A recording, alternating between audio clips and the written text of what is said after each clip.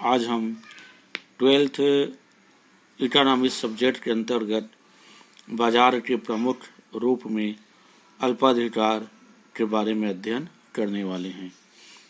अल्पाधिकार अपूर्ण प्रतियोगिता का एक रूप होता है। अल्पाधिकार बाजार की ऐसी अवस्था को कहा जाता है जिसमें किसी वस्तु के बहुत ही कम विक्रेता होते हैं और प्रत्येक विक्रेता पूर्ति एवं मूल्य पर समुचित प्रभाव रखता है। अल्पाधिकार के रूप के अंतर्गत पहला आता है विशुद्ध अल्पाधिकार। जब सभी फर्में आपस में मिलकर समान वस्तु का उत्पादन तथा विक्रय करती है तब इस स्थिति को विशुद्ध अल्पाधिकार कहा जाता है। इस तरह से इसके अंतर्गत जो भी फर्में रहते हैं वे सभी आपस में मिलकर एक ही प्रकार से वस्तु का उत्पादन और विक्रय करते हैं तो ऐसी स्थिति को विशुद्ध अल्पाधिकार के नाम से जाना जाएगा। इसके बाद आते हैं विभेद अल्पाधिकार। इस विभेद अल्पाधिकार के अंतर्गत जब अलग अलग फर्में अलग अलग वस्तुओं का उत्पादन करती है तो इसे विभेद अल्पाधिकार कहा जाता है। तीसरा सामूहिक अल्पाधिकार। जब विभिन्न फर्में आपस में वस्तु के उत्पादन, उनकी कीमत, वस्तु के बाजार आदि के बारे में समझौते की नीति अपनाती है तब उसे सामूहिक अल्पाधिकार कहा जाता है। चौथा आंशिक अल्पाधिकार। जब फर्मों की आपस में पारस्परिक निर्भरता आंशिक होती है तब उसे आंशिक अल्पाधिकार कहा जाएगा।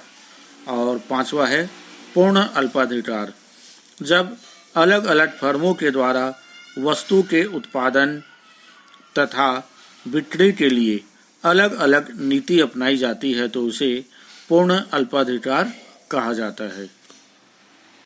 इस तरह जब वस्तु के उत्पादन तथा बिक्री के लिए अलग अलग फर्मों के द्वारा जब नीति अपनाई जाती है तो उसे पूर्ण अल्पाधिकार कहा जाता है।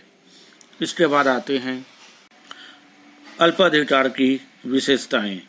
इसमें पहला पॉइंट है विक्रेताओं की संख्या का कम होना। अल्पाधिकार में विक्रेताओं की संख्या बहुत ही कम होती है। इसके कारण प्रत्येक विक्रेता का पूर्ति के एक बड़े भाग पर नियंत्रण रहता है।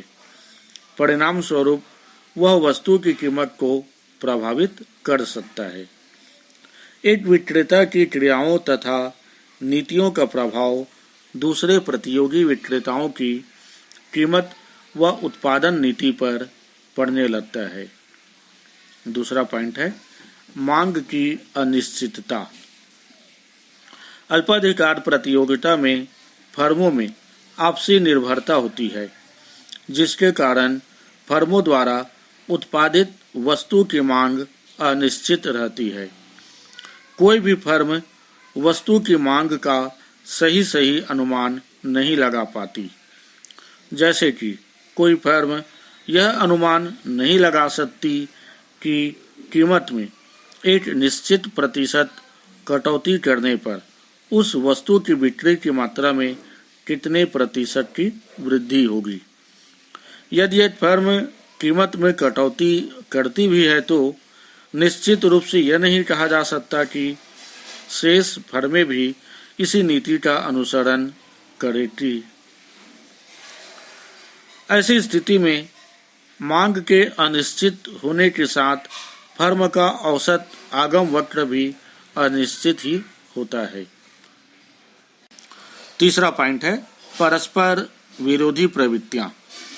अल्पाधिकार बाजार की तीसरी विशेषता यह है कि फर्मों के बीच दो प्रकार की प्रवृत्तियां कार्य करती है, जिनमें पहला है सहयोग की प्रवृत्ति तथा संयुक्त कार्यवाही की प्रवृत्ति एवं दूसरा है संघर्ष एवं प्रतिद्वंदिता की प्रवृत्ति। इस प्रकार की प्रवृत्तियों से अल्पाधिकार में अनिश्चितता का वातावरण और भी बढ़ जाता है। चौथा पॉइंट, एकाधिकारी तत्व।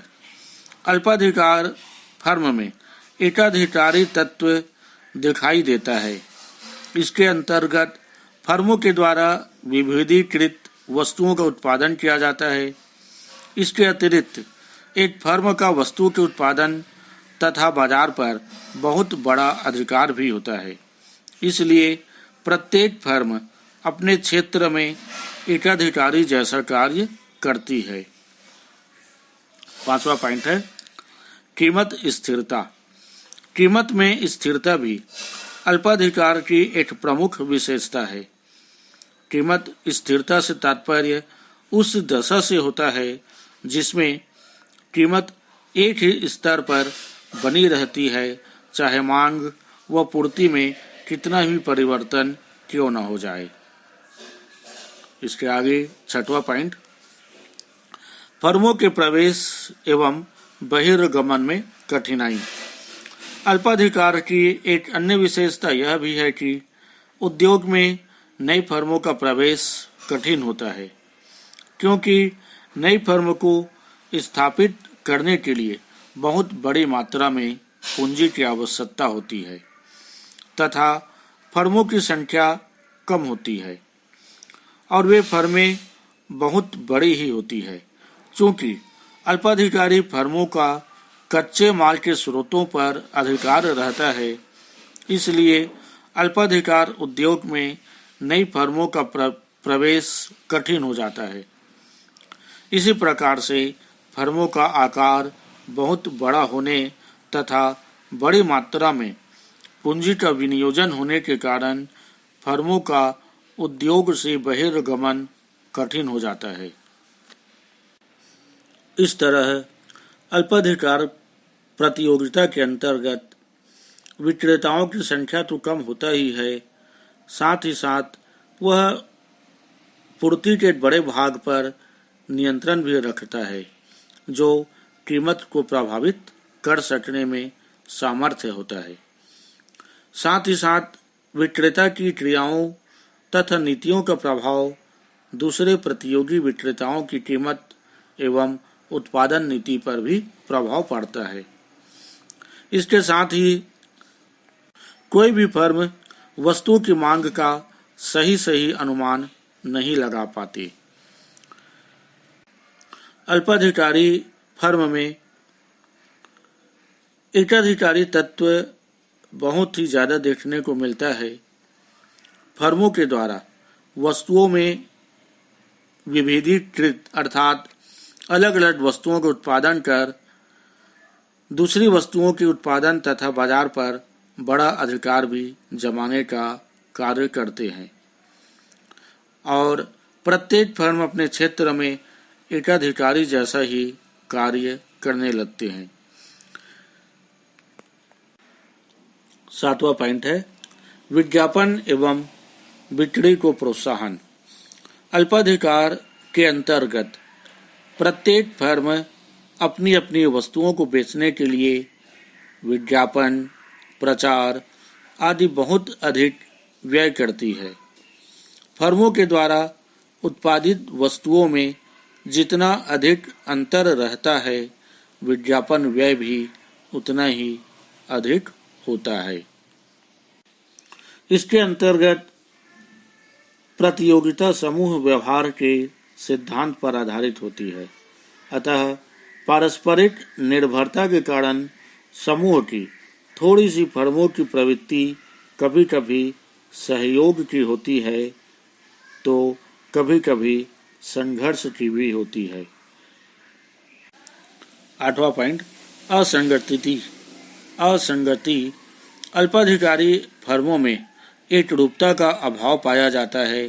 फर्में एक दूसरे से आकार में भिन्न होती है, कई बहुत बड़ी और अन्य छोटे आकार की होती है जो विभिन्न वस्तुएं तो बनाती है। ऐसी दशा में असंगति ही कहलाती है। यह अमेरिकी अर्थव्यवस्था में यहाँ लागू ज़्यादा से ज़्यादा होता है। इसके बाद अब हम आते हैं एकाधिकारी प्रतियोगिता की विशेषताएं। इनमें पहला है विक्रेताओं की संख्या अधिक होना। पूर्ण प्रतियोगिता के समान एकाधिकारी प्रतियोगिता में भी विक्रेताओं की संख्या बहुत अधिक होती है।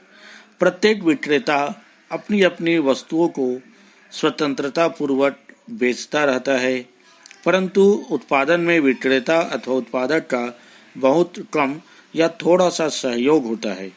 यह संपूर्ण उत्पादन का एक बहुत बड़ा सा भाग बनता है। उत्पादकों के बीच अपनी अपनी वस्तु बेचने के लिए स्वतंत्र प्रतियोगिता भी होती है। इसी में दूसरा है निकट स्थानापन्न। एकाधिकारी प्रतियोगिता की दूसरी महत्वपूर्ण विशेषता यह पाई जाती है कि विभिन्न फर्मों द्वारा उत्पादित वस्तुएं एक दूसरे के निकट स्थानापन्न हुआ करती है।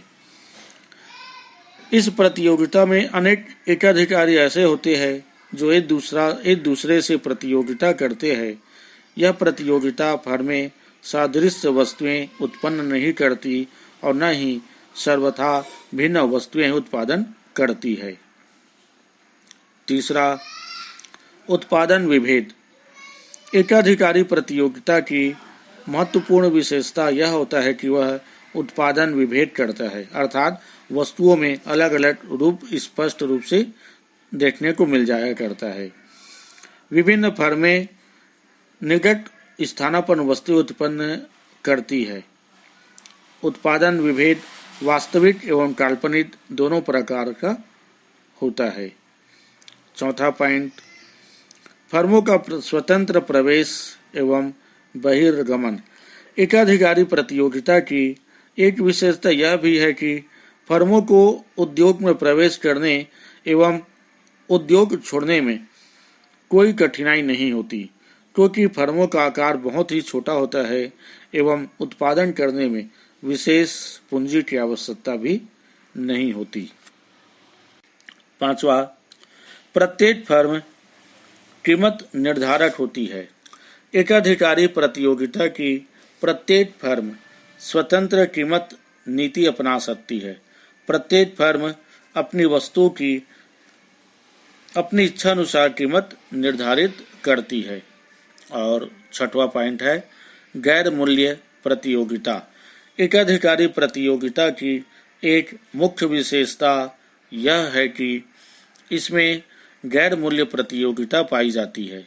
सभी फर्में अपनी बिक्री बढ़ाने के लिए विभिन्न उपायों को अपनाती है, जैसे कि मुफ्त मरम्मत की गारंटी देना, बिक्री के पश्चात एक निश्चित समय तक मुफ्त सेवा प्रदान करना, खरीदने पर मुफ्त उपहार देना या निश्चित क्रय करने पर कोई विशेष छूट का ऑफर देते रहना। इस तरह से एकाधिकारी प्रतियोगिता में बहुत से फर्में कार्य करती है और प्रत्येक फर्म मिली-जुली वस्तुएं बेचा करती है, परंतु उनके द्वारा बेची जाने वाली वस्तुएं समरूप नहीं होती और उनमें थोड़ा बहुत अंतर अवश्य ही पाया जाता है। एकाधिकारी प्रतियोगिता का विचार प्रोफेसर चैम्बरलिन के द्वारा प्रस्तुत किया गया था। उन्होंने इस बात को स्पष्ट किया कि व्यवहार में न तो पूर्ण प्रतियोगिता पाई जाती है और न ही विशुद्ध एकाधिकारी, बल्कि इन दोनों के बीच की स्थिति पाई जाती है। इस तरह अल्पाधिकार और एकाधिकारी प्रतियोगिता की विशेषता के बाद शेष अगले वीडियो में बतलाया जाएगा।